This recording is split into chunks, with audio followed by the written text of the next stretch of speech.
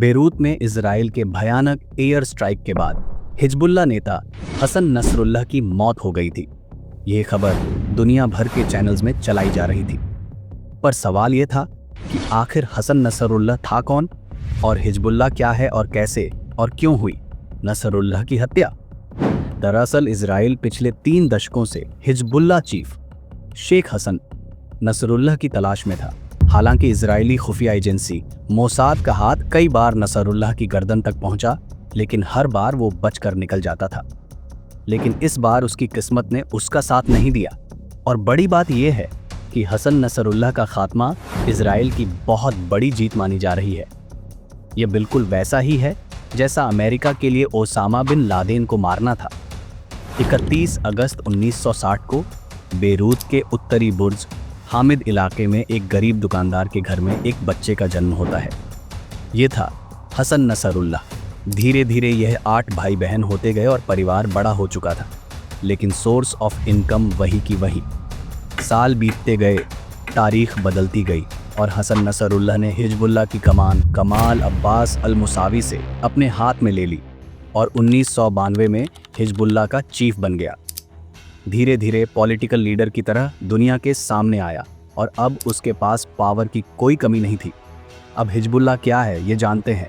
Hezbollah एक शिया मुस्लिम संगठन है जो राजनीतिक रूप से काफ़ी एक्टिव है और लेबनान की सबसे ताकतवर सेना पर भी इसी का कंट्रोल है।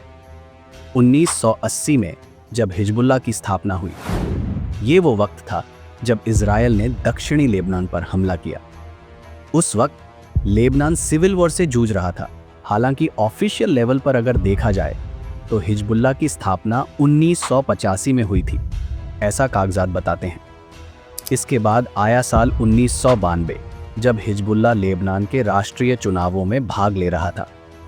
लेकिन साल 2000 में इजरायली सेना ने लेबनान से वापसी कर ली तो हिजबुल्लाह ने उन्हें देश से बाहर निकालने का ठेका सौंप दिया। और जैसा कि मैंने आपको बताया कि 1992 में हिजबुल्लाह अपने पांव पसार रहा था, तब शेख हसन नसरुल्लाह इसकी अगुवाई कर रहा था, जिसे दुनिया एक शिया धर्मगुरु के तौर पर जानती थी। नसरुल्लाह ईरान और उसके नेता अयातुल्लाह अली खुमैनी करीबी माने जाते थे। दोनों के बीच अच्छी दोस्ती भी मानी गई है और साल 1981 में अयातुल्लाह खुमैनी ने उन्हें लेबनान में अपना पर्सनल असिस्टेंट बना लिया था। हिजबुल्लाह को पॉलिटिकली स्ट्रॉन्ग करने के साथ साथ मिलिट्री पावर बनाने का क्रेडिट भी नसरुल्लाह को ही दिया जाता है। हालांकि कुछ साल ऐसे रहे कि नसरुल्लाह कभी पब्लिक के सामने नजर नहीं आया, लेकिन अपने भाषणों में अक्सर वो दिखाई देता था। नसरुल्लाह अपने आसपास टाइट सिक्योरिटी रखता था। साथ ही इसके 4 बच्चों में से एक की हत्या 1997 में कर दी गई थी। वजह थी उसका हिजबुल्लाह का मेंबर होना। 1975 में लेबनानी सिविल वॉर के बाद नसरुल्लाह की एक्टिविटी ज़्यादा तेज हो गई और देखते ही देखते नसरुल्लाह अब इजरायली कब्जे के विरोध में खड़ा होने लगा था, जिसके लिए वो पहले शिया मिलिशिया का मेंबर बना, फिर हिजबुल्लाह में आ गया। 1992 में सैयद अब्बास अल मुसावी की हत्या के बाद नसरुल्लाह हिजबुल्लाह का नेता बन गया। हिजबुल्लाह की लेबनान में सियासी पकड़ भी हो गई थी।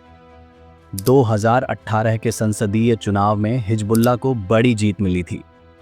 नसरुल्लाह ने भी ये दावा किया था कि उसके पास 1 लाख लड़ाके हैं। नसरुल्लाह शुरू से ही इजराइल का विरोधी रहा है, पर अफसोस अब वो मारा गया। तो ये थी कहानी शेख हसन नसरुल्लाह की। आपको ये वीडियो कैसी लगी हमें कमेंट में ज़रूर बताएं। साथ ही वीडियो को लाइक और चैनल पर नए हैं तो चैनल को सब्सक्राइब ज़रूर करें। तो मिलते हैं फिर एक और नई वीडियो के साथ।